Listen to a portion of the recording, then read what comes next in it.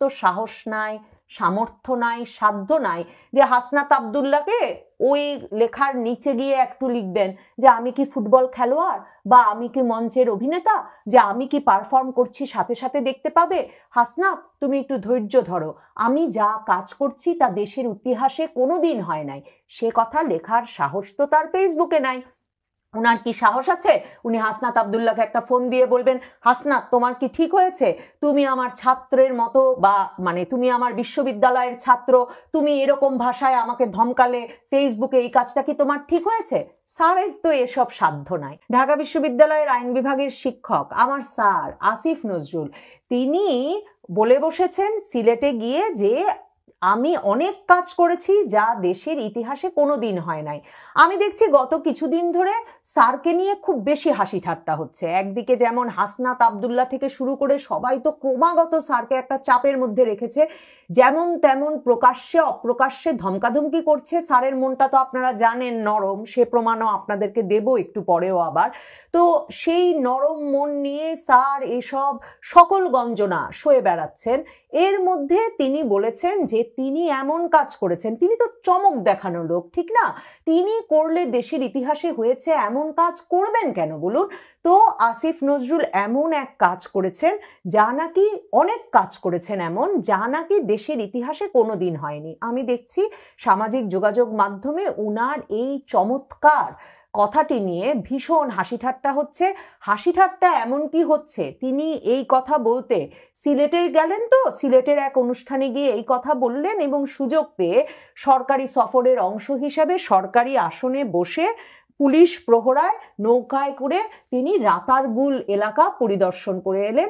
মানে বিখ্যাত জলাভূমি সৌন্দর্যে মোহিত হয়ে সেখানে নাকি তিনি মাঝি মাল্লার গানও শুনেছেন। অভিমানে ফুঁসতে ফুঁসতে আসিফ নজরুল অন্তর্বর্তীকালীন সরকারের আইন উপদেষ্টা সিলেটের এক অনুষ্ঠানে বলে বসেছেন, প্রায় শুনি আপনি কি করেছেন, শহীদের রক্তের উপর আপনি এখানে বসেছেন, আমরা আপনাকে এখানে বসিয়েছি। আমি তো ফুটবল খেলোয়াড় বা মঞ্চের অভিনেতা না যে আমি যা করছি তা দেখতে পারবেন।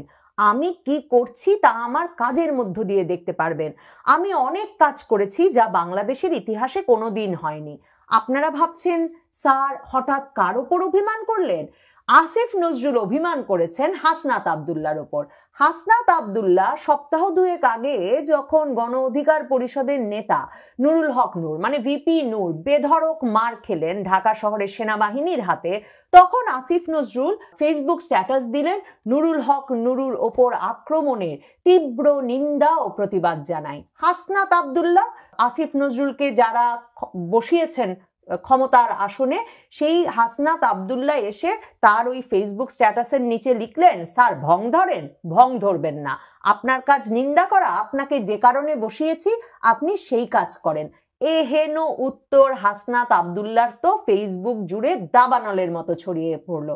স্যারের মনটা তখন থেকে পুড়ছে, মানে স্যারের তো সাহস নাই, সামর্থ্য নাই, সাধ্য নাই যে হাসনাত আব্দুল্লাহকে ওই লেখার নিচে গিয়ে একটু লিখবেন যে আমি কি ফুটবল খেলোয়াড় বা আমি কি মঞ্চের অভিনেতা, যে আমি কি পারফর্ম করছি সাথে সাথে দেখতে পাবে। হাসনাত, তুমি একটু ধৈর্য ধরো, আমি যা কাজ করছি তা দেশের ইতিহাসে কোনোদিন হয় নাই। সে কথা লেখার সাহস তো তার ফেসবুকে নাই। উনার কি সাহস আছে উনি হাসনাত আব্দুল্লাহকে একটা ফোন দিয়ে বলবেন, হাসনাত তোমার কি ঠিক হয়েছে, তুমি আমার ছাত্রের মতো বা মানে তুমি আমার বিশ্ববিদ্যালয়ের ছাত্র, তুমি এরকম ভাষায় আমাকে ধমকালে ফেসবুকে, এই কাজটা কি তোমার ঠিক হয়েছে? স্যারের তো এসব সাধ্য নাই। স্যারের মনটা নরম, স্যার তককে তককে ছিলেন কবে এর উত্তর দেবেন এবং শিরোনাম হবেন। দেখেন আসিফ নজরুল স্যারের পিছে কিন্তু লাগা, তবু হাসনাত আব্দুল্লাহ বন্ধ করে নাই। হাসনাত আব্দুল্লাহ আজকে মৃদু ধমক দিয়েছে। হাসনাত আব্দুল্লাহ, আসিফ নজরুল স্যারের তো প্রিয় একটা কাজ হচ্ছে গিয়ে ফেসবুক স্ট্যাটাস দেওয়া, বক্তৃতা দেওয়া যেমন তার প্রিয়, ফেসবুক স্ট্যাটাস দেওয়াও তার প্রিয়। তিনি লিখেছেন আজকে যখন চারদিকে সামাজিক যোগাযোগ মাধ্যমে এই তর্ক উঠছে যে স্বাস্থ্য উপদেষ্টা হিসেবে ডক্টর ইউনূস যাকে নিয়ে এলেন তার গ্রামীণ ব্যাংক থেকে, যাতে গ্রামীণ ব্যাংকে আর বেতনাদি দিতে না হয়, 50 বছর ধরে উনার সাথে কাজ করছেন, উনার ডান হাত হিসেবে সেই নূরজাহান বেগমকে এনে বসিয়েছেন স্বাস্থ্য উপদেষ্টার পদে। ওই মহিলা কোনো কাজ করেছেন কিনা এই পর্যন্ত সে বিষয়ে আমরা কোনো প্রমাণাদি জানতে পারি নাই বটে, কিন্তু এখন তিনি নিজের চিকিৎসায় রাষ্ট্রীয় খরচে সিঙ্গাপুর রওনা হয়েছেন। তো তারপর আসিফ নজরুল আবার আবার নিন্দাবাদ জ্ঞাপন করছেন। ডক্টর আসিফ নজরুল তার ভেরিফাইড ফেসবুক পেজে লিখছে, যদি ক্ষমতা থাকতো আইন করতাম, বর্তমান বা সাবেক প্রেসিডেন্ট, প্রধানমন্ত্রী ও মন্ত্রীগণ চিকিৎসা নিতে বিদেশে যেতে পারবেন না। ক্ষমতা, চাকুরি বা ব্যবসা কোনোভাবেই তাদের সন্তানরা সরকারের সাথে সংশ্লিষ্ট হতে পারবেন না। সপ্তাহে অন্তত একদিন তাদের গণপরিবহনে চড়তে হবে। মানে এক বিরাট ন্যাকা ফিরিস্তি তিনি হাজির করেছেন।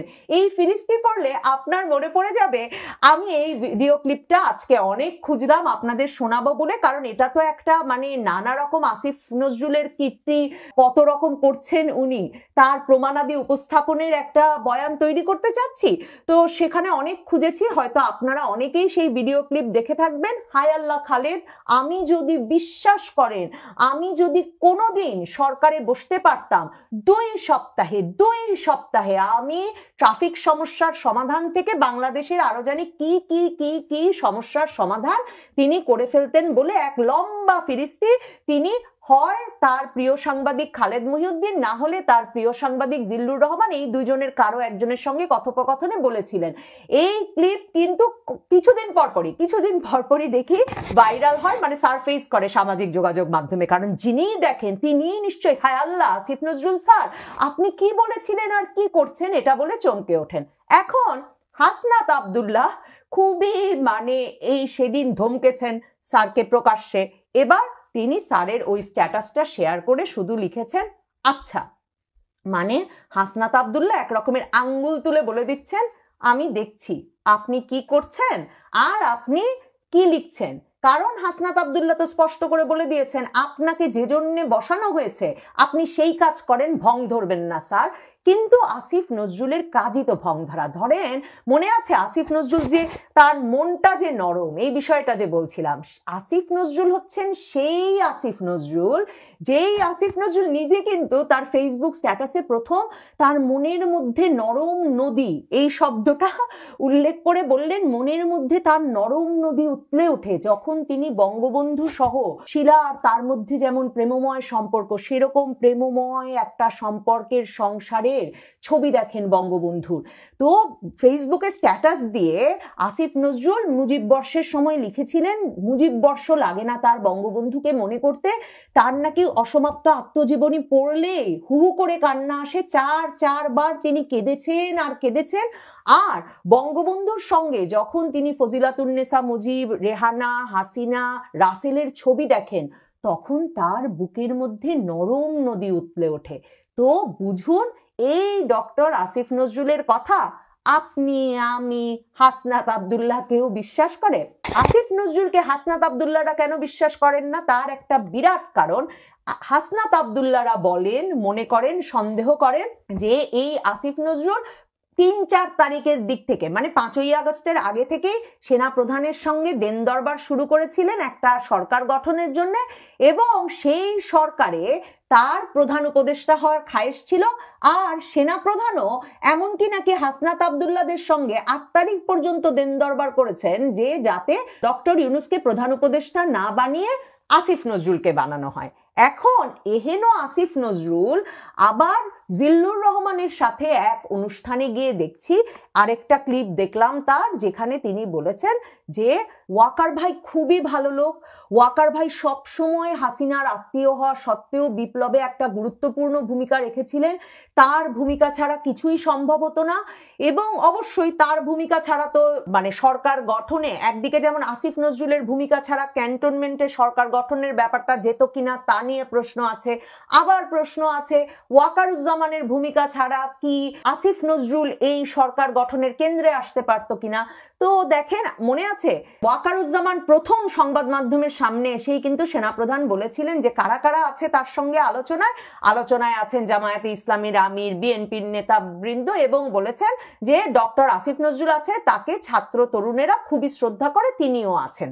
তো সেই ডক্টর আসিফ নজরুল যাকে এই সরকারের কেন্দ্রে নিয়ে আসলেন ওয়াকারুজ্জামান স্বয়ং, বা যিনি উর্দি দেখিয়ে ক্যান্টনমেন্টকে সামনে হাজির করে ক্ষমতার কেন্দ্রে চলে আসলেন, সেই আসিফ নজরুল এখন তৃতীয় মাত্রায় গিয়ে বলছেন ওয়াকারুজ্জামানের নাকি নির্বাচন বিষয়ে, ইনক্লুসিভ নির্বাচন বিষয়ে কথা বলা উচিত না। কি বিষয়ে কথা বলা উচিত, কি বিষয়ে কথা বলা উচিত না, এ বিষয়ে তিনি জ্ঞান দিচ্ছেন। ক্লিপটার একটা অংশ শোনাই, কারণ সেখানে আরো গুরুত্বপূর্ণ কথা আছে। With due respect to Waqar ভাই, উনি আপনার এই যে ইনক্লুসিভ ইলেকশন এই ধরনের কথা যদি উনি না বলে এটা ভালো। আমি ফ্র্যাঙ্কলি বিশ্বাস করি, ভুলে যান আমি উপদেষ্টা, আমি মানুষ হিসেবে বিশ্বাস করি আওয়ামী লীগকে আবার যদি নির্বাচনের সুযোগ দেওয়া হয়, আওয়ামী লীগ দেশকে আবার দোজক বানানোর চেষ্টা করবে। তার কাছে এত টাকা আছে এবং তার মধ্যে কোনো রিমোর্স নাই। সে যেটা করেছে এই জুলাই হত্যাকাণ্ড, এটা কোনো রিমোর্স নাই। তো যার রিমোর্স নাই এবং যার কাছে এত টাকা আছে, যার কমপক্ষে 15-20% মানুষ যাদের অন্ধ সাপোর্টার, তারা দেশকে আবার মানে দোজক বানায় ফেলার মতো ক্ষমতা কিন্তু সেই সিদ্ধান্ত কে নেবে? এখন দেখেন ডক্টর আসিফ নজরুল মানে ঠিক ওই উনার 26 লাখ ভারতীয় তত্ত্বের মতো, বা হায় আল্লাহ খালেদ আমাকে সরকারে দিলে 2 সপ্তাহে আমি সব সমস্যার সমাধান করে দেবর মতো। মানে মুখে কোনো কথা বলার জন্য কোনো প্রমাণ হাজির করার দরকার হয় না। তারপর ধরেন ওই যে শেখ হাসিনা ক্ষমতায় থাকলে বঙ্গবন্ধুর জন্য চোখের পানি বিসর্জন করতেও অসুবিধা হয় না। কখন কার জন্য বুকের নরম নদী উতলে ওঠে যেই লোকের কোনো ঠিক নাই, সেই লোক আবারও কোনো প্রমাণ হাজির না করে কি বলে দিলেন আওয়ামী লীগ আবার ক্ষমতায় আসলে দোজক হয়ে যাবে দেশটা। সেই কারণে নাকি আওয়ামী লীগকে নির্বাচনে আনা যাবে না।